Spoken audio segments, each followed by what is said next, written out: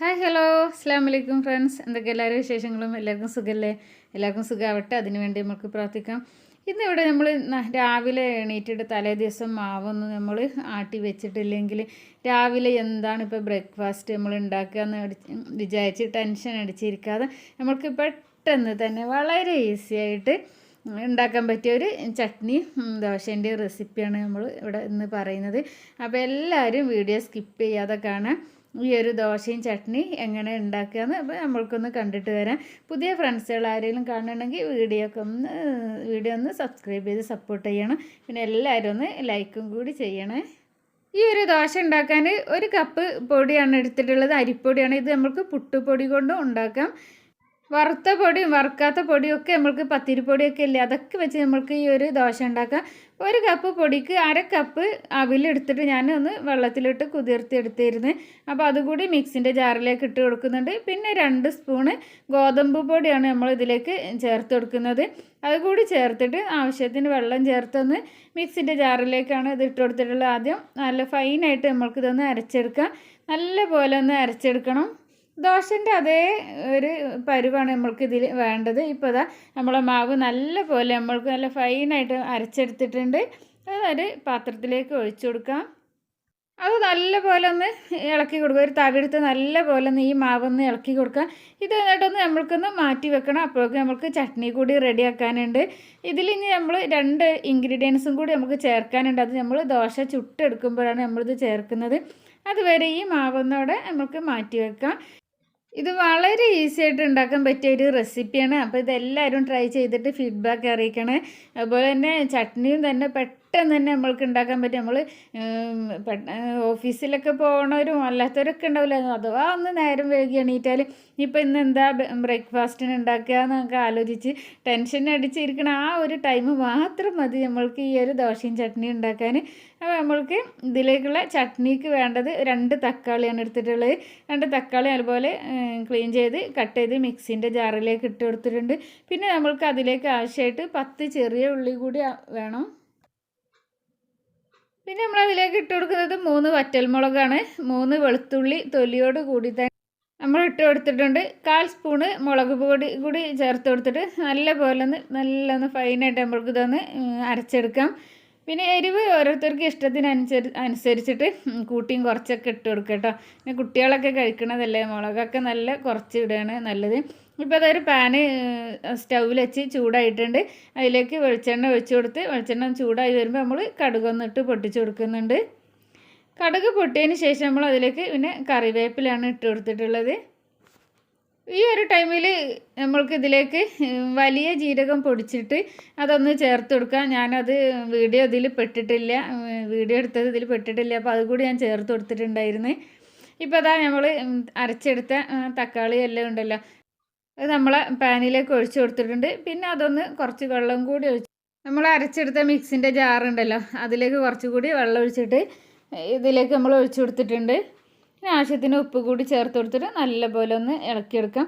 ഇത് ഇതിൻ്റെ വെളിച്ചെണ്ണ നല്ല മേലേക്ക് തെളിഞ്ഞ് വരുന്ന വരെ നമ്മൾക്കിതൊന്ന് വേവിച്ചെടുക്കണം. പെട്ടെന്ന് ഇത് റെഡി ആവട്ടെ. ആ തക്കാളിൻ്റെ പച്ച സ്മെല്ലൊക്കെ ഉണ്ടല്ലോ അതൊക്കെ ഒന്ന് പോവോളം ഒന്ന് വേവിച്ചെടുത്താൽ മതി. ഈ ഒരു ടൈമിൽ നമ്മൾക്ക് ഉപ്പും എരിവൊക്കെ പാകമാണോ എന്ന് നോക്കാം.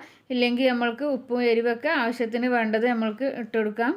ഇപ്പോൾ നമ്മൾ ഈ കറിയിൽ ഞാൻ നോക്കിയപ്പോൾ ഉപ്പും എരിവൊക്കെ കറക്റ്റായിരുന്നു കേട്ടോ. പിന്നെ ഞാൻ കൂടുതൽ എരിവ് എനിക്കും പറ്റൂല കേട്ടോ. കുട്ടികളെക്കാളും കഷ്ടമാണ്, ഞാൻ എരിവ് തീരെ പറ്റൂല. ഇപ്പോൾ ഇത് നമ്മളെ മാവുണ്ടല്ലോ അരച്ച് വെച്ച ആ മാവിലേക്ക് ആവശ്യത്തിന് ഉപ്പ് ചേർത്ത് കൊടുത്തിട്ടുണ്ട്. പിന്നെ നമ്മൾ അതിലേക്ക് ചേർത്ത് കൊടുക്കുന്നത് നമ്മളെ ബേക്കിംഗ് പൗഡറില്ലേ, ബേക്കിംഗ് പൗഡറാണ്.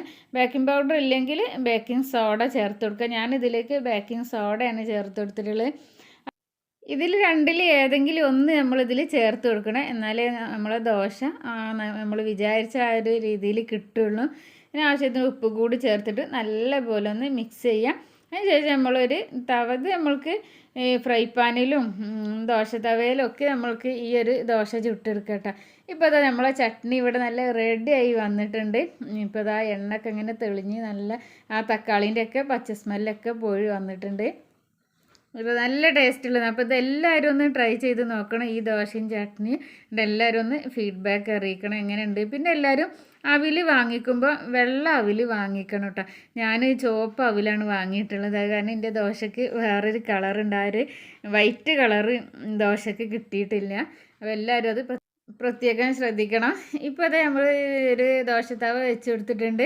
അതൊന്ന് ചൂടായി വന്നതിന് ശേഷം ഒരു കയ്യിൽ മാവ് എടുത്തിട്ട് നല്ല ഇതുപോലെ ഒന്ന് അങ്ങോട്ട് ചുറ്റിച്ച് കൊടുത്തിട്ടുണ്ട് കേട്ടോ. അത് ചുറ്റിച്ചതിന് ശേഷം ഇത് നമ്മൾക്ക് മൂടി വെച്ചിട്ടും അടച്ച് വെച്ചിട്ടും വേവിച്ചെടുക്കാം.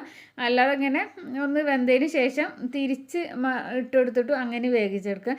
ഞാനിതിങ്ങനെ തിരിച്ചിട്ട് കൊടുത്തിട്ടാണ് വേവിച്ചെടുക്കുന്നത്, അടച്ച് വെച്ചിട്ടല്ല.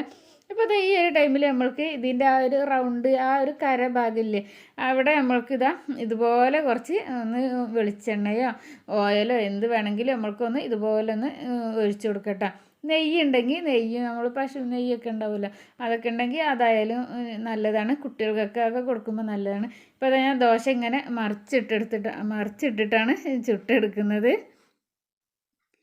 അങ്ങനെ ഞാൻ ഓരോ ദോശയും അതുപോലെ അങ്ങനെ ചുട്ടെടുക്കുകയാണ് ചെയ്തത്. അപ്പോൾ ഇത് വളരെ ഈസിയാണ് കേട്ടോ. നമ്മളിങ്ങനെ പറയുമ്പോൾ നമ്മൾക്ക് തോന്നും ഇത് ഒരുപാട് ബുദ്ധിമുട്ടുണ്ട് എന്നൊക്കെ. പക്ഷേ വളരെ ഈസി ആയിട്ട് നമ്മൾക്ക് രാവിലെ ഉണ്ടാക്കാൻ പറ്റിയ ഒരു ദോശയും ചട്നിയാണിത്. പിന്നെ ഒരു കാര്യം പറയാനുള്ളത്, നമ്മൾക്ക് ഒരുപാട് ഫ്രണ്ട്സുകൾ ഇപ്പോൾ പുതിയതായി വന്നിട്ടുണ്ട്. എല്ലാവർക്കും ഒരുപാട് താങ്ക്സ് ഉണ്ട് കേട്ടോ. നമ്മളെ ഫാമിലിയിലുള്ളവരും അല്ലാത്തവരും നമ്മളെ യൂട്യൂബിലുള്ളതും അങ്ങനെ കുറേ ഒരുപാട് പുതിയ നല്ല നമ്മളെ കട്ടക്ക് നല്ല പോലെ സപ്പോർട്ട് ചെയ്യുന്ന ഒരുപാട് ഫ്രണ്ട്സുകൾ നമ്മൾക്കുണ്ട്. അപ്പോൾ എല്ലാവർക്കും ഒരുപാട് താങ്ക്സ് ഉണ്ട്. നിങ്ങളെല്ലാവരും സപ്പോർട്ടും ഇനി നമ്മൾക്ക് ഇവിടുന്ന് അങ്ങോട്ട് തുടർന്ന് മുന്നോട്ട് പോകാനും ആവശ്യമാണ്. നിങ്ങളെല്ലാവരും സപ്പോർട്ട് ഉണ്ടെങ്കിൽ നമ്മൾക്ക് ഇങ്ങനെ ഇനിയും കൂടുതൽ വീഡിയോസൊക്കെ ചെയ്യാൻ പറ്റും. നിങ്ങളെ കമൻറ്റൊക്കെ വായിക്കുമ്പോഴൊക്കെ ഭയങ്കര സന്തോഷമാണ് കേട്ടോ. അപ്പോൾ എല്ലാവരും വീഡിയോക്ക് കമൻറ്റ് ഇടണം, ലൈക്ക് ചെയ്യാനും. നിങ്ങൾക്ക് വീഡിയോ ഇഷ്ടമാണെങ്കിൽ എല്ലാവരും ഒന്ന് ലൈക്കും കൂടി ചെയ്യണേ.